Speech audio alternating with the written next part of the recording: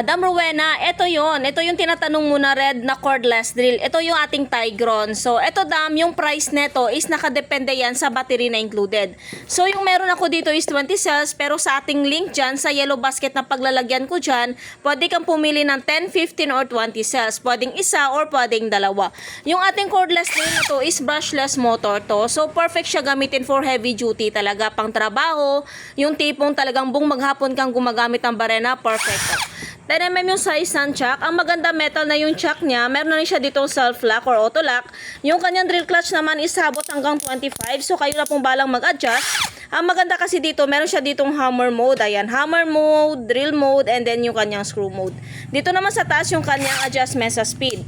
Low, high. So, ganito yung kanyang build quality, madam. Meron na siya ditong ilaw. And of course, meron din siya ditong battery indicator. So, once na-purchase ka, meron na siyang kasamang belt. So, pwede kayo maglagay ng mga accessories. And speaking ng accessories, meron na siyang included na mga drill bits, screw bits, and maliliit na mga socket wrench. So, yung charger natin is fast charger na rin, Madam Rowena. And of course, with toolbox na yan. So, safe na safe yung product nyo. And when it comes to quality, no regrets, no disappointment ka dito. Kaya kung gusto mo nito, Madam, ilalagay ko yung link nito sa yellow basket.